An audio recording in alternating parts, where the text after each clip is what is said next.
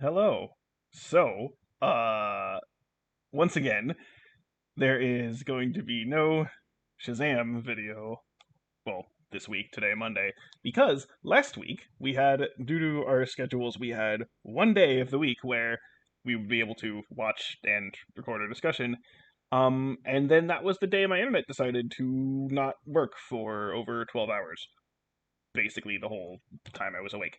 So yeah, that didn't happen. So we're gonna get to watching it this week, meaning the video for it will be posted next week, which also means the show Sunday, which normally would be next week, would be the week after. Again, well, I don't know what to tell you about that. Sorry. So I figure, hey, you know what comes out the week, well, that this gets posted? Xenoblade 3. And, you know, Xenoblade 1 and 2 are some of my favorite games of all time, so I felt like, you know what, why not? Let's do this tier list thing here. Ranking the characters from Xenoblade 1, 2, Torna the Golden Country, and also Future Connected. Um, Keep in mind that I okay, so I've played Xenoblade 1 multiple times. I know all those characters pretty well. Xenoblade 2, I have only played through it actually once, but I have seen playthroughs and know the characters pretty well, so I don't have an issue with that. Torna, the Golden Country, I actually have not played. Okay, that's a lie. I played it for like 2 hours on like a flight, and then I never picked it up again for no reason. I just haven't. But I've seen a playthrough of it, so I know the characters to a degree.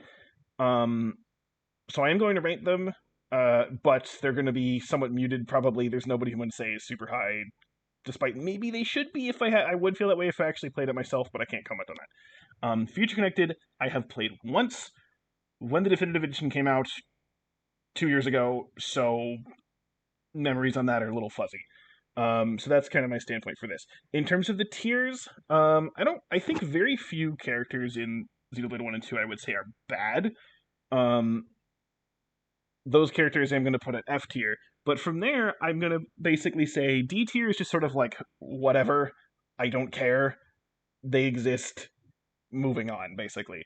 C tier is the sort of like they're all right, I guess, but I kind of don't have much to say about them. They're also kind of there, but like they're leaning towards positive instead of just there and who cares. So that's kind of C tier. B tier is sort of like okay, good, right? Nothing great, nothing amazing, but good. I like them a decent amount. A is where I'm like, yes, I like this character. They do things well. I might have a few issues, but overall, it's a good character. S is going to be like really good. I really like these characters. Don't have really any complaints about them at all. And then double S is going to be my absolute favorite characters. And here's the thing: I have not really planned this out in advance, except I know who I'm putting in double S, and it is 3 characters. So only 3 characters are going in double S. So just keep that in mind in terms of my setting for this. So even if you see a character in C tier, I'm still like leaning positive for them. Okay, so again, there's very few characters who I would say are flat out bad, and even the ones that are sort of are again they're which is not even that bad. So that's my taste for this here. So let's go through things in alphabetical order. First up is Adam. Now again, haven't played Torna, but I have seen playthroughs of it. Adam, interesting voice crack. Adam is decently interesting in terms of his characterization, where he's sort of the hero, but like everyone expects of him, but he doesn't really want to be. But it's not the sort of from the sense of like I'm shirking my responsibilities. It's more just kind of the like I don't want to have to deal with this, even though I know I should. So it's different from the whole standard trope of like the cowardly hero or something. It's not quite that. I feel like this could be a character where if I did play Torna, I would actually really like Adam. As is, I'm gonna put him in B. He's probably gonna end up probably lower B as of right now, but that's sort of my take on that. Oh, by the way, I'm gonna try to like avoid spoiling a lot, but like just the inherent existence of some of these characters is inherently spoilery, so keep that in mind. Okay, Akos, um, he's fine. Um, I mean, I'm gonna put him in C, but I don't really have any strong opinions on Akos. When he first shows up, I feel like he seems like he's more important than he is at first, because when you first see him, he's kind of up there right next to Malos, and you're like, oh man, he's a big deal. And he's kind of not. So, I don't know. Personality wise, he's kind of fun in that sense, but again, there's not a ton to say regarding that. Um, Elvis is is the whole point of Elvis is like he's the mysterious character where you don't know what his deal is, and it's like, yeah, okay. Um, I do think the stuff at the end is interesting from like a plot standpoint of Xenoblade One, but it's not really interesting in terms of like a characterization standpoint for Elvis. So I don't know. So I'll put him in B, but he's probably gonna end up like at the bottom of B. Um, oh, by the way, when we get to like player characters and blades and stuff like that, I am purely ranking this based off of characterization. I'm not talking about the actual like gameplay of the characters at all in this sense. So keep that in mind.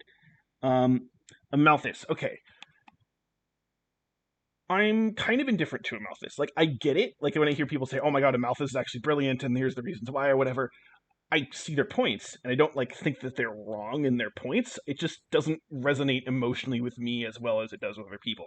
Again, I don't have an issue with him, but it's sort of it does to me feel like he kind of comes a bit out of not like okay, there is obviously build up for it and stuff like that, but I mean in terms of the focus of the narrative, it very much shifts where it's like here's this stuff going on with Jin and Malice focus, and Amalthus now just shows up and he kind of causes all this shit, and then that's kind of it. And then like, and again, I'm not saying comes completely out of nowhere, but the pacing of it is a little weird, and I know that's more of like a plot issue than a character issue. Um, do we put him in B or C? I'll put him below Elvis. So that's kind of my take for that. Okay. Um, I'm pretty sure. So I did look through the list to check, and so there is the architect, of course, but I don't. There's not like a separate thing for Klaus. So I'm going to treat this architect slash Klaus as one thing, meaning like pre-experiment Klaus is like not considered a different character in this, which okay, fine. I think the architect is actually pretty interesting in Xenoblade 2. Definitely the personality and the uh, stuff for that is very unexpected. I guess I don't know. It's very interesting, and I think that whole chapter 10 conversation that happens with him is really interesting. Um, enough for that. I am going to put him. I'm not going to put him in A. I'm going to put him in B. He's probably going to end up like at the top of B. So he's going to again. There's not too much given to him, so I can't really say too much. But there's that there. Bana. Okay, so Bana is your sort of the cartoon villain of Xenoblade 2. He's enjoyable as that. Um, he's not really given them much to do, and he does kind of like. I feel like the chapter 6 stuff with him kind of comes out of nowhere. So or is that no? Yeah, it's the beginning of chapter 6. So I don't know. Uh, I'll put him. I'm actually gonna put him above Akos purely just because I find him like entertaining. Or Akos, like he's kind of entertaining at first, but like I don't know. I think Bana is more just like ridiculous for like no good reason. Um, okay, Bridget. Bridget's one of those characters who I like a lot, and I don't really know why. Um, well, okay, I know why, but it feels like it's not good enough. So the reason why is there's the stuff with like the journal and the whole idea of kind of like wanting to know who you were in previously and that kind of stuff, and that's good, and I do think she has good interactions with the other party members. Like, one of the main was being how she like kind of gets pissed at Tor all the time, which is like I don't know. I do find it amusing with that. I think she has good interactions with people. Again, so it's one of those characters where again but even so that's good, but like I'll be honest, I want to put her in A, and I want to put her pretty high in A. But like I can't really give a good reason as to why she deserves to be an A, but I want to. So there. Like I can't put her in S, but I'm like I kind of want to, but like I can't. But she's A for sure. Dixon. Dixon's all right. Dixon. So I've seen a lot of people say that like Dixon is boring and becomes one dimensional and not interesting. And I have seen. I think it was K Jewelers actually who I got the tier list from. Said that he really likes Dixon. I'm kind of in the middle. I think he works well enough. There is this sort of like there's that one line in Satoru Marsh that he says, which is sort of like, why did they include that in the story? That shouldn't have been in the story. There was enough foreshadowing and stuff to get there was something with him that was you didn't need that line. That was stupid. Um, but his personality's fun. Both pre and post Makana score. I'm gonna put him above Adam. Again, if I actually played Torna, I might put Adam above him. Um, But yeah, that's how I see him right now. Dromark. Okay, so of the main cast of drivers and their primary blades, Dromark is the weakest of all of those characters. He's not bad, and I even personality wise, like kind of have like a bit of a favorable view of him, but he doesn't really do anything. So, and really the only time it kind of comes up is often in some heart to hearts. His actually can be kind of his personality comes through a bit, and I like he has decent. Him and Azurta have a good kind of back and forth between them that I think works really well. But there's just not that much there, so he's going to be the lowest so far. But again, still C. I don't think it's leaning positive in that sense. Um, Dougal, I don't even know why Dougal's on this list. To be honest, he's not important. Um, I'll I'll put him in D. I'm not going to put him in F. I think there might only be one character that I'm going to put in F, and I know who it is. I'm looking at the list. I can actually. Here's the hint. He's in the bottom there already. And I said he, so there's that. Dougal might be the bottom of D though. He's just who cares. It's not important. Okay, Dunban. Dunban's another one of those characters who I just like him as a person. A lot of these characters, I'll be honest, I kind of judge this to the standpoint of like, would I want to like hang out with them? And Dunban, I would totally just want to like sit with Dunban and like just talk to him. Because he just seems like he'd be like an interesting dude to talk to. A lot of stuff to say about random things. Just talk about the world. I don't know. He's just like his personality is really engaging in that sense. He doesn't do a whole lot, which is probably the biggest issue that he has, but because of how well he weaves in with the rest of the group, I don't really notice. I'm putting Dunban in S. I like Dunban pretty significantly. Egil. Okay. Egil is solid antagonist. I don't. Is he the best one? Of Xenoblade 1, yes. Of Xenoblade. Between Xenoblade 1 and 2, I don't know. I guess we'll see when the other ones come up. But he's up there, though. I definitely think he has some interesting stuff in terms of course, the sort of philosophy that he has and the whole way that he's perceived as a villain is interesting. I'm trying to be kind of vague here, just to not spoil everything, but I mean, the architect's on this list, so whatever. I'm putting him in A. I'm just wondering exactly kind of where. Okay. I'm going to put him here for right now. I'm going to put him below Bridgette, which some people are going to think is absolutely insane. I don't tell you. I don't know. Like, I'll see where the other villains come up in terms of how to compare them because it's hard. Um, this I honestly didn't even remember who this guy was until I was hearing KJoers talk about him. I did look at his tier list for this a couple days ago, and then I thought of doing this now. So this is Eula Geminos, who is the king of Tantel. He's in D, above Dougal, but like whatever, he's there. He's kind of a you know xenophobic weirdo at first or whatever. Like isolationist, whatever. Eh, he at least has a bit of redemption to him. So there's that, I guess, but he's really not. He's whatever. Fiora. Okay, so Fiora. Here's the issue with Fiora. She's a plot device. And she doesn't. She shouldn't have been a plot device because she does have a personality that's there that does come out, especially early on. But after that, she's basically just a plot device and or a foil for Shulk. Not a foil. That's the wrong word. A counterpart with Shulk. And it's a shame because I feel like she could have been a lot better than she is. Gameplay wise, she's great. Okay, like she's my favorite character to play as. But in terms of personality, it's there, but it's buried, and that's kind of the biggest problem with Fiora. I, I'm gonna put her here for now. Yeah, I'm gonna put her there for now, but that's kind of how I see it there. Gato really doesn't have that much to do. He's fine, I guess, but he's not in the story for very long. He has a nice moment with Ryan.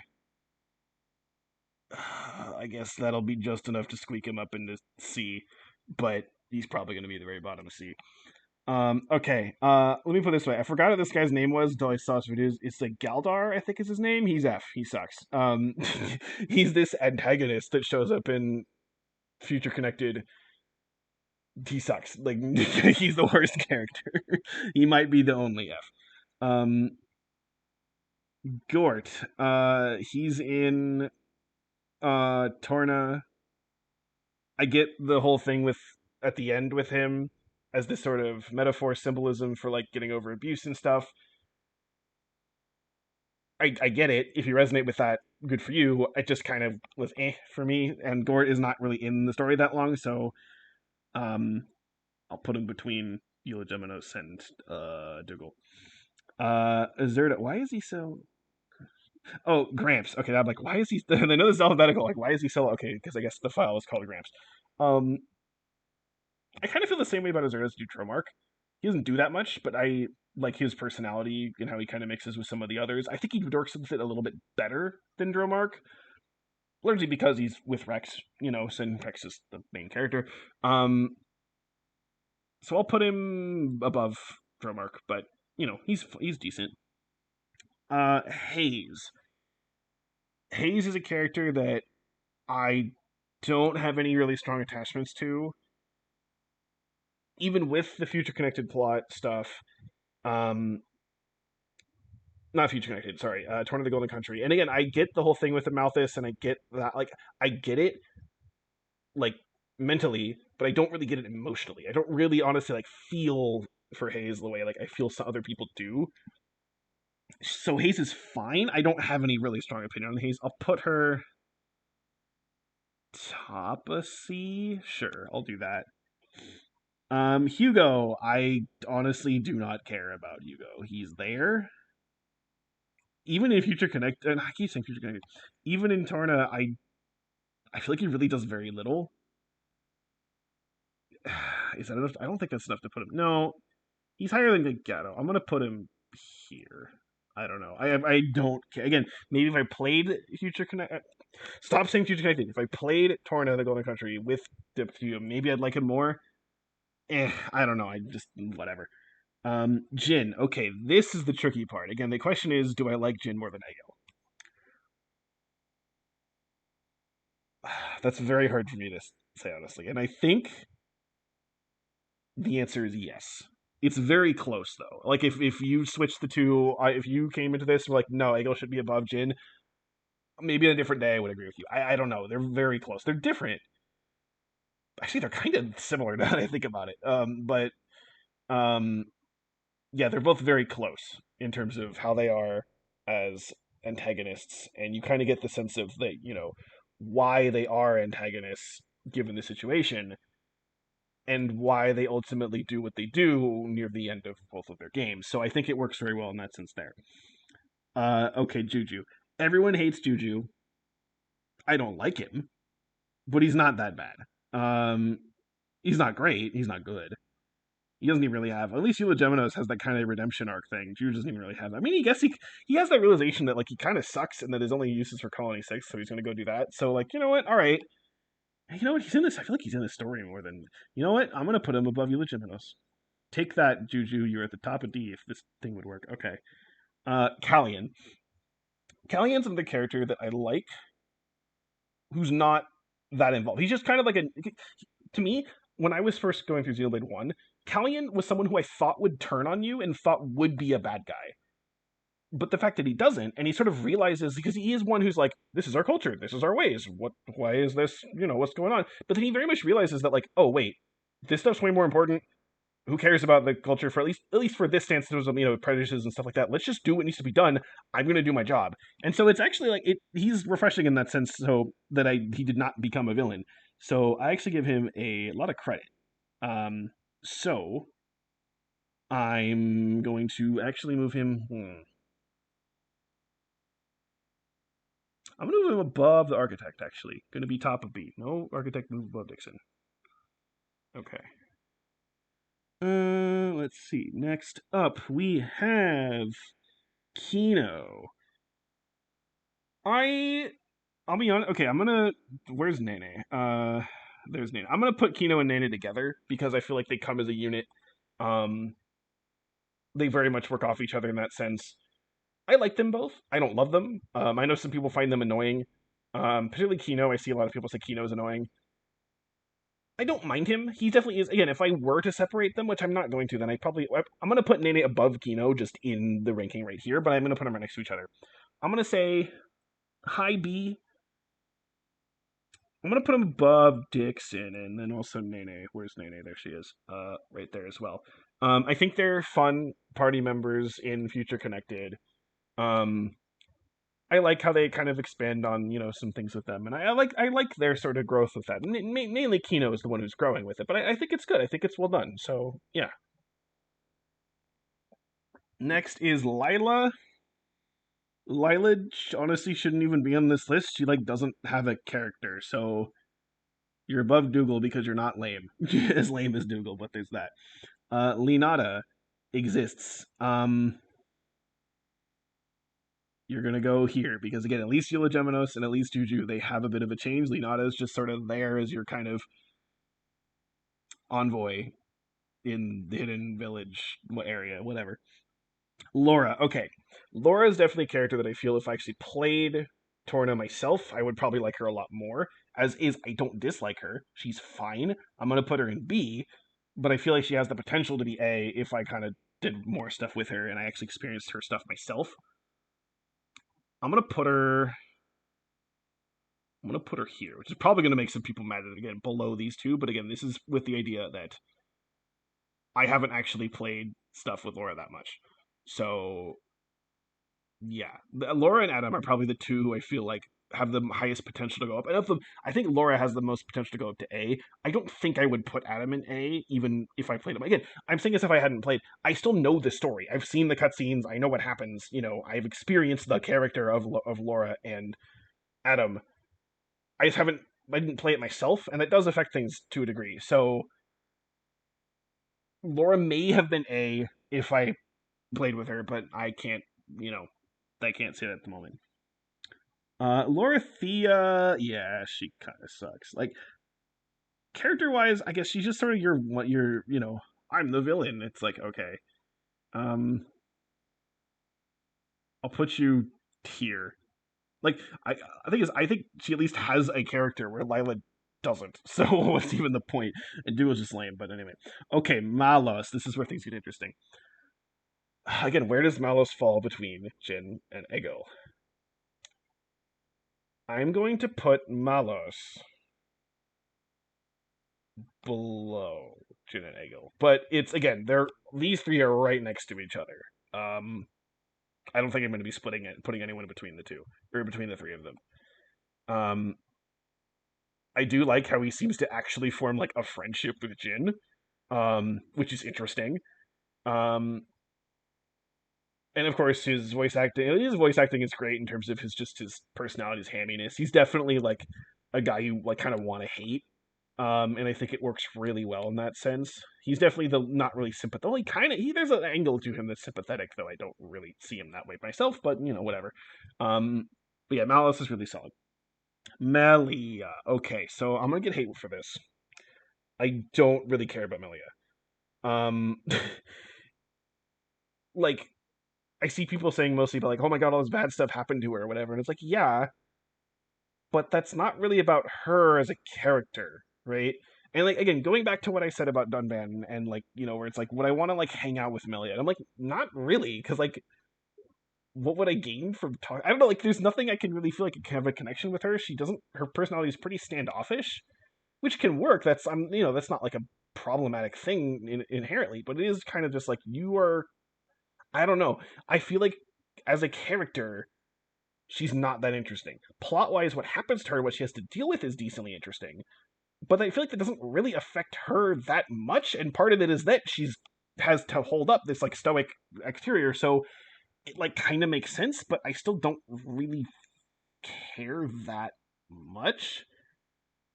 I can't put Melia in C. That would be absolutely outrageous. Um, I'll put her in B, but she's gonna go below Fiora, which, yeah, no, she's gonna go below Fiora. Metal Face, okay. Metal Face is fun. from the standpoint of here's just a villain who just doesn't give a fuck, and he's just an asshole. And in that sense, he's fun. Again, plot wise, there's some stuff with him that's, in terms of the overall story or whatever, that's good for like reveals and stuff like that. But just in terms of the character, he's just a shithead, and that's kind of fun. I'm going to put him. No, I'm going to put him above the architect actually. Yeah, fun character. Minoth exists. There's really not much I can say about Minoth, to be honest. I'll put her at the top of D, but yeah, there's really not much I can say about Minoth. Mikhail. Okay, Mikhail of the sort of three the lesser people of Torna. So Akos, Mikhail, and Patroka. Once you get to her, he is the best one. For sure. His personality is more fun, and he has a bit of more interesting backstory with him. It's still not enough. I'm gonna put Mick at the very top of C, and again, I could maybe see. Actually, no, because I'm looking. I'm like, do I like Mick more than like Alvis? And like, you know what? Yeah, I'm gonna put Mick. Actually, never mind. I changed my mind completely. I'm gonna put him here above Fiora. I think his personality stands out a lot, and that helps put him up there over other things. Milton, again, basically just sort of a plot device in Torna. He's fine, I guess. I'm going to put him here. I don't know. Minoth. I honestly don't really care about this character that much. Again, shows up in Torna. There's the whole thing, of course, in the base game too, which is, again, sort of fine. But I feel like he doesn't really add very much to Torna either. So, I'll put him in C. But honestly, I'm gonna put him below Hugo. At least Hugo is like around a bit more. I don't know. Whatever. Nicole, he's fine, I guess. I'll put him here. I don't have any strong opinions on him. Okay, Morag. Morag is actually, this is the first Xenoblade 2 driver, right? Yes, it is. Okay. Morag is, I think, the weakest of the 5 main drivers of Xenoblade 2. But she shouldn't have been. Well, okay, let me put it this way. In the early parts of the game before she joins up, I think she works pretty well as this sort of antagonist, but not more so out of the sense of like, this is my duty is to kind of fight against you. I think things are bad, but I don't really understand what's going on, and I kind of want to figure things out. And that works pretty well. But once she joins the group, basically her relevance to the story drops off a cliff, and she barely does anything. There's like the thing with Niall, like in chapter 6, and a few conversations here and there, but that's kind of it. And honestly, I feel like she never feels like she fits into the group. The other 4, I feel like for example, I think like, would these characters like hang out with each other on their own without their stuff? And I feel like Rex, Nia, Tora, and Zeke would totally just like hang out and do whatever. Morag wouldn't. And I feel like that is an issue. I don't dislike Morag in terms of her personality. I think it's pretty good. I'm gonna put her above Mick, but again, this is sort of like, I feel like she should have been better than she was. So that's kind of unfortunate. Mui Mui is lame, but like it's kind of funny. So I'm gonna put him. I'll put him here. I don't know. The best thing about Mui Mui is that he's the same voice actor as Zord. Anyway, okay, Mithra. Mithra, Numa, and Pyra, who are all there on the bottom row, or not the bottom row, the row there you can see. I am putting these all together because even though, especially Mithra and Pyra, their personalities are very different from each other, I think by viewing them as 2 sides of the same coin, it elevates them and it makes them a lot more interesting. And so separating them out to me just feels wrong. I do personally like Mithra a little bit more. I normally hate the sort of tsundere archetype because oftentimes I feel like it's just a way of sort of glorifying like shitty behavior. But I think this works because they make it part of the narrative and part of the plotline where it's like, yeah, Mithra kind of like has trauma, and so her acting out in that way is basically her reactions to that. her responses to that, and it's something that she actually should get better about. Whereas a lot of times with tsundere stuff, it's like, oh, this is just how this character is, whatever, and like I hate that. So I think that actually helps, and again, I actually like her more in that sense there. Pyra's still good. Again, as a reflection with Mithra, I think works really well. The whole, wanting to die thing is, I think, really interesting. Numa doesn't really have a lot of personality, but specifically with Numa, but again, they're all connected. So I'm going to put it between them, Mithra, then Pyra, then Numa. But the question is, where am I putting them?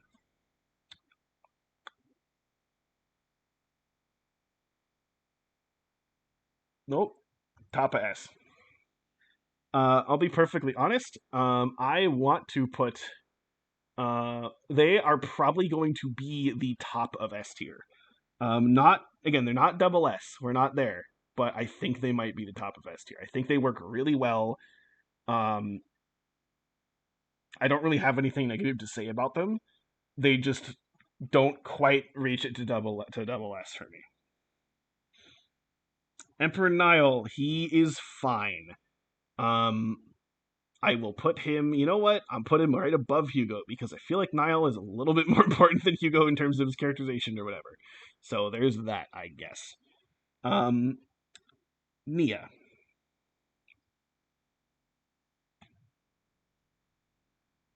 Nia is my favorite character in Xenoblade 2, is my favorite character in the Xenoblade series, and is my third favorite character of anything ever.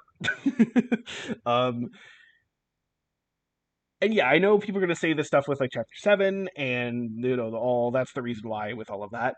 I'm not, that is, of course, one of the main things, but honestly, I just like her personality, and I think she's a lot of fun. I think her interactions with all the other characters is a lot of fun. She works really well. Um, I just she's my favorite character for just purely like selfish subjective reasons. And so she's going to be in double S. I'm going to be the very top of double S. So spoilers, she's at the top. Um Abrona. Is it Abrona? Yeah, it's Abrona. Why is Abrona on this list but like Sever isn't? I don't know. Or like the other guys. Why is that is Abrona, right? I'm gonna feel like an idiot that's not Abrona. I'm pretty sure it's Abrona.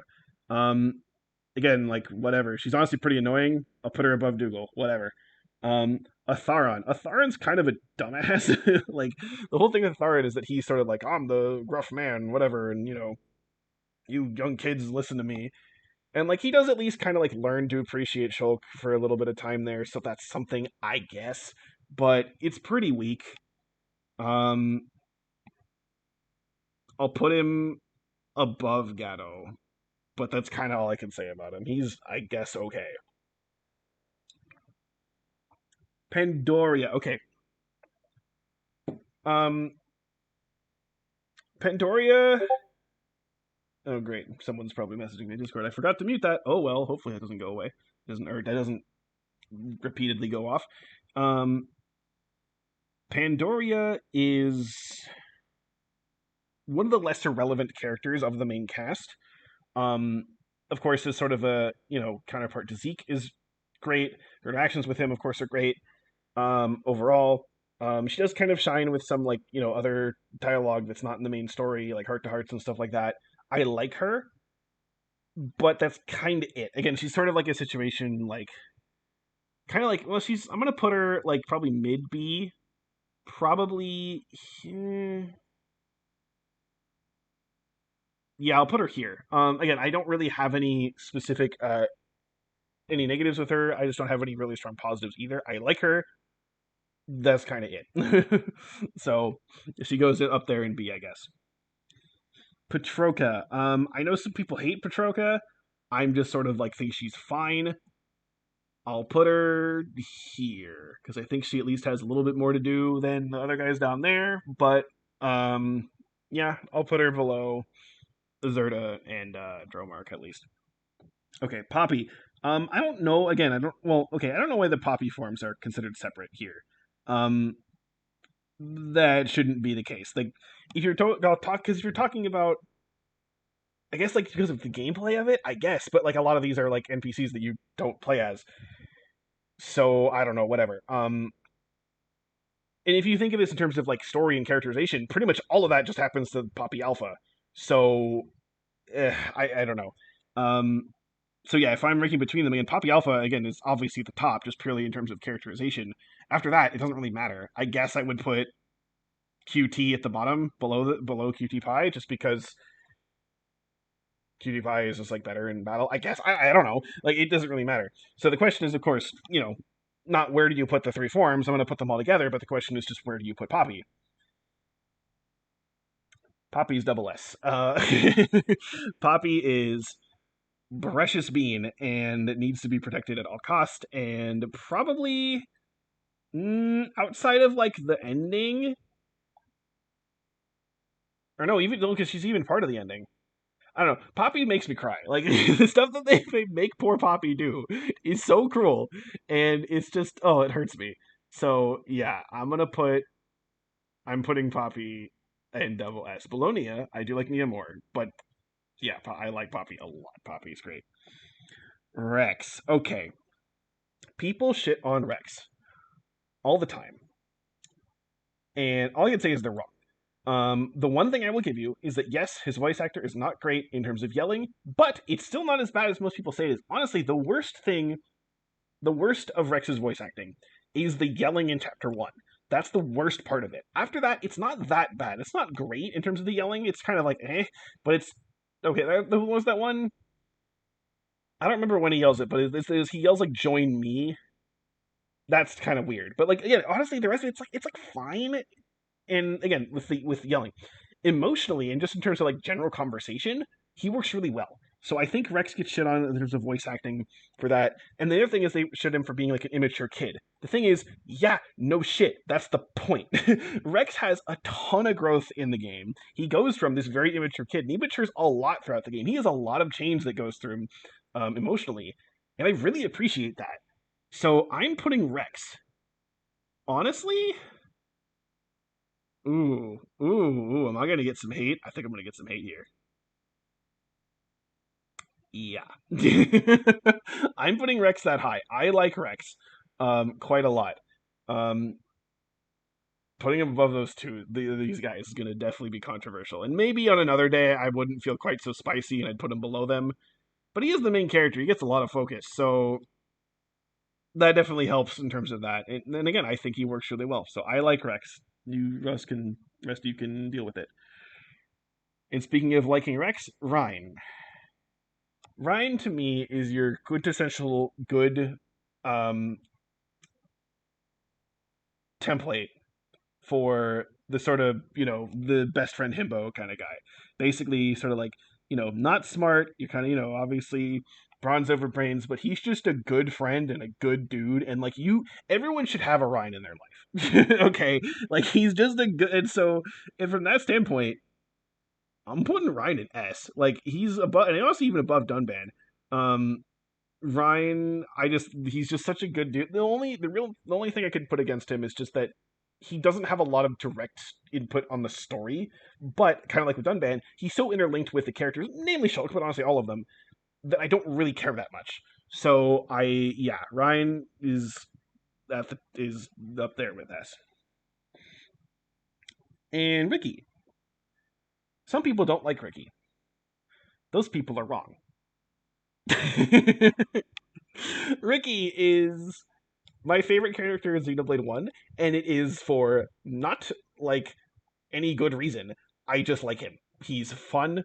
Again, fun to play as too, but his personality, he works off of everyone else. Um, a lot of the, heart to hearts and post battle dialogue is really great with Ricky. He's just so fun. I don't know how to describe with him. He's just so great. Um, I'll be honest, I'm kind of sad that we don't have a main Napon party member for Xenoblade 3. We have Riku and Manana as like one of the heroes that you can get, but like not as part of the core. And I'm kind of sad about that because like I like Ricky and well, spoiler, we're not there yet, but I do like Tora as well, though you'll see where he ends up on exactly in the tier list. But yeah, Ricky is that high up there. I'm sorry, I don't care. Ricky's great. I don't care that he has very little to do in the story. He's great, so whatever. Rock basically doesn't have a character. there's like a quest that he has that's like actually okay. So I guess that'll put him slightly higher in D tier, but he's going in D tier. I'll put, you know what? I will put Rock. I will put him above Manoth. No, what the hell is happening? Okay, there we go. But yeah, he's whatever. Rock definitely is someone who I feel like they could have done a lot more with. Okay, Sharla. If we were going gameplay, Sharla's the bottom of the 7 main characters in Xenoblade 1. If we're going personality, which is what we're doing, characterization, she doesn't get a lot. It's mostly in the beginning and then stuff with Gato. But again, in terms of like the overall interactions with the characters, of course, particularly Rhine, again, a lot of post battle dialogue and stuff like that. I like her. I wish there was more to her, but I like her in that sense there. So I am actually going to put her above Fiora and Melia. Am I going to put them all right next to each other? It feels weird to do that. You know what? I'm going to put Sharla actually above. I'm going to put Sharla here. Again, maybe I could see Adam going higher, given if I actually played Torna, but yeah, personality, I actually like Sharla the most of the 3 of the Xenoblade 1 female characters. But even then, she's not great, so there's that. Okay, Shulk. I've seen a fair amount of people say that they love Shulk, and that he's like one of their favorite protagonists in a video game. I also know a couple people who really do not like Shulk. Mai actually hates Shulk. I don't agree with either of you. I don't hate him. There's a dumb thing that happens with him, which is the thing that happens with Metalface in front of Galahad. That situation. That's stupid. But I do like how Shulk approaches things kind of from a standpoint of like, I need to figure out what's going on. Let me kind of test some things, try some things. And of course, he is more emotionally mature than Rex, which, is. And so that's why like a lot of people don't like Rex. But the thing is, they don't really give him a lot of room to change. Most of his growth is sort of around the plot in terms of how he feels about different groups of beings. And it's decent, but I really feel like Shulk suffers from not having a lot of character growth and honestly kind of being a little bit of a boring plank of wood at times.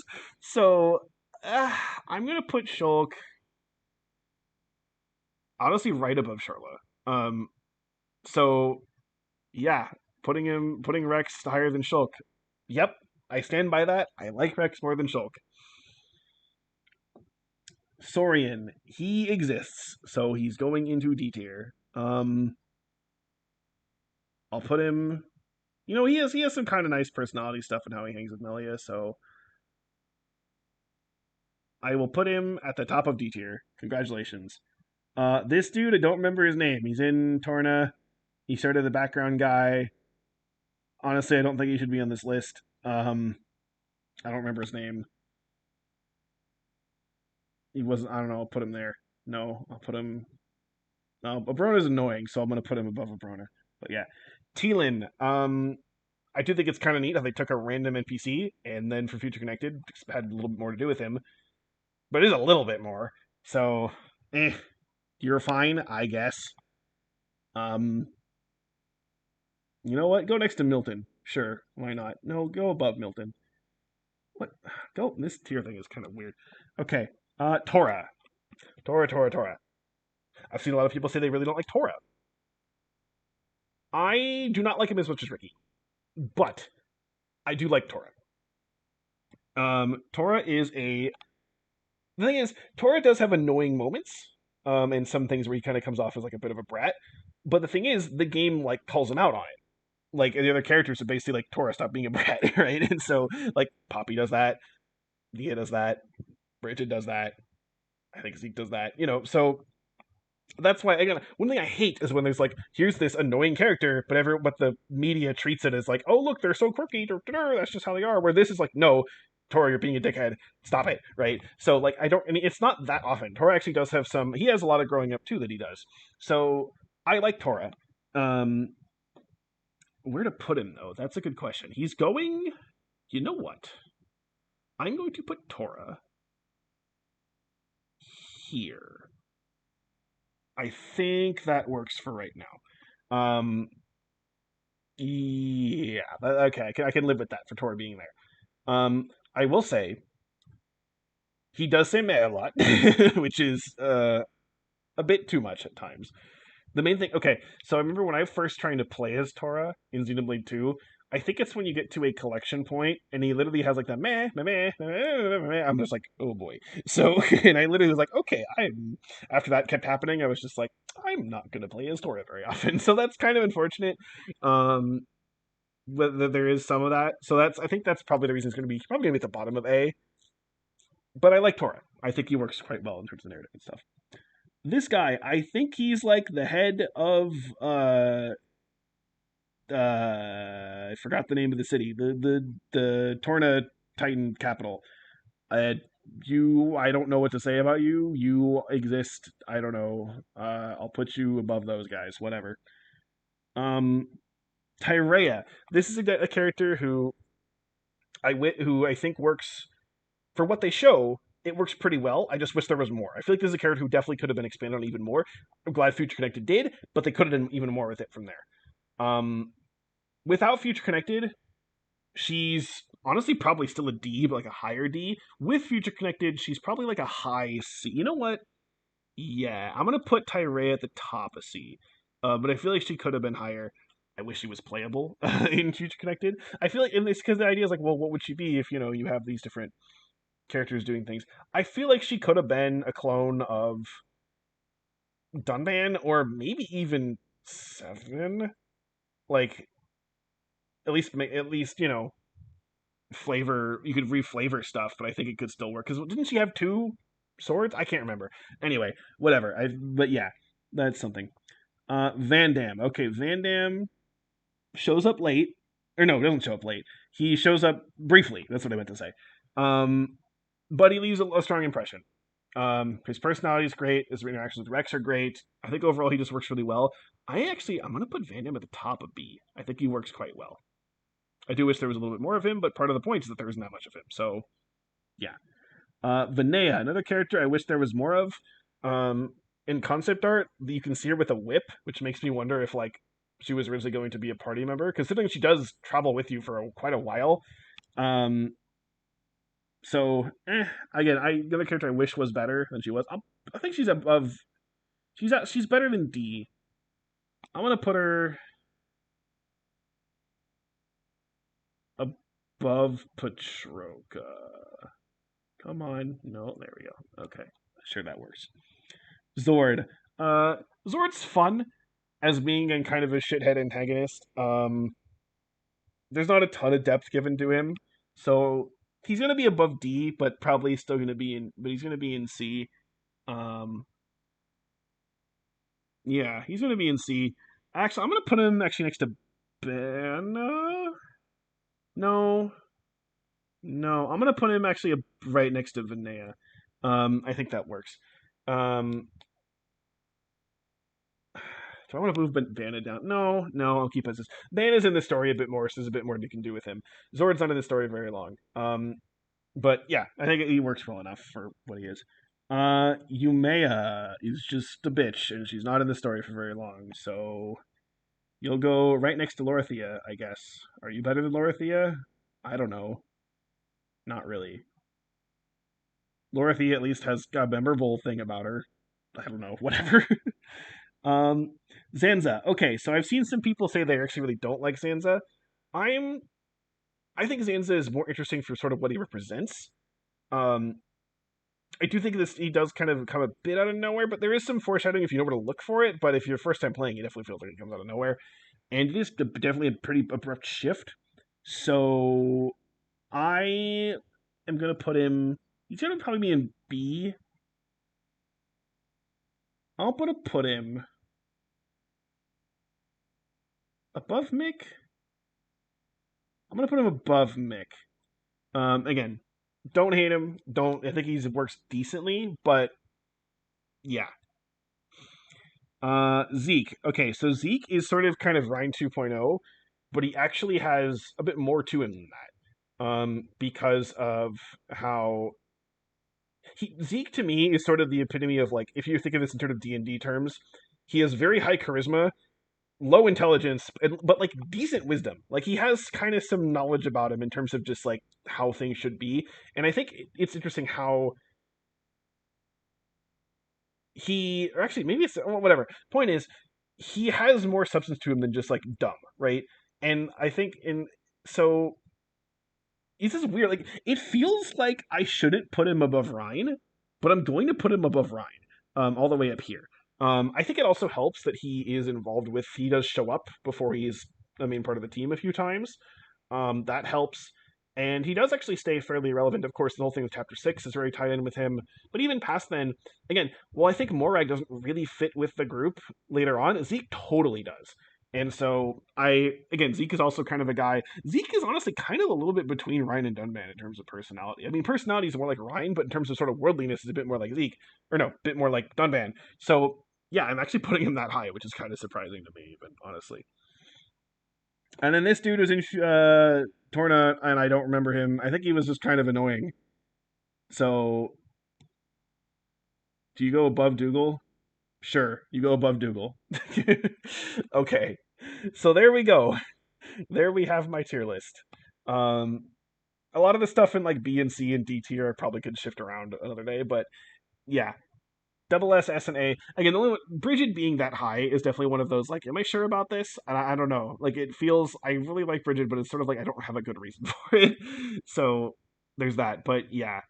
Would that be a top 10? Let's see, because you have Nia, Ricky, then Poppy, and then Mithra, Pyra, Numa, I'm counting as 1. So that's, 4. Number 4, Zeke is 5, Ryan is 6, Dunban 7, Bridget is 8, Rex is 9, and then, yeah, I guess. Interesting. Okay. Yeah, I think that works. I think this works for me. I, of course, hope Xenoblade 3 is really, really good. Based on the direct and sort of what they said about the themes that are going to be present in the story, I think Xenoblade 3 might break me emotionally. Because anything that's about like your purpose in life and sort of getting an appreciation for life, that hits me really hard. That's why I think actually Poppy works so well for me. Nia kind of has that too to a degree, a little bit, and I don't know. I hope, like, I want it to be better than 1 and 2, to be honest, because I just want it to be really good. If you're wondering, looking at this chart, most of the characters at the top are actually Xenoblade 2 characters. And yeah, I think character-wise, Xenoblade 2 is better than Xenoblade 1. Story-wise, I think I've heard people often say that 2 has better characters, but 1 has a better story. I think 1 has a story that's a little bit better presented, but I actually like a lot of the themes and stuff in 2's story more. So there's that. But they're both good. Gameplay-wise and mechanics and that kind of stuff, I do think 2 is definitely rough around the edges. And so if I had to pick between Xenoblade 1 or Xenoblade 2, sort of like, which one, if you only could pick one to play, which one would you play? I would pick number 1. But they're relatively close. I really like both of them. And I hope Xenoblade 3 is even better than both of them. And maybe I'll come back to this later and we'll see where Xenoblade 3 characters end up. Or even how many of them are going to end up on here. I mean, there's going to be the main 6, probably the hero characters, a number of the villains, probably some side characters too who show up. I don't know. Be curious to see how much expands there. Is anyone going to be worse than Galdar? I don't know. But that's what we got there. So, I don't know. This is something. Hopefully you got something out of this. Maybe. I don't know. There you go. We'll see you next Monday for Shazam. It was supposed to be this Monday, but oh well. Also, there should be another D&D thing on Thursday if you're into that as well. So, and then I will be after Thursday. I'll be hiding away in my room, playing Xenoblade 3 as long as I possibly can. Only stopping basically to probably watch Shazam and do some D&D, and basically that's it. So that's my life for the next week. Hooray! I am stopping this recording.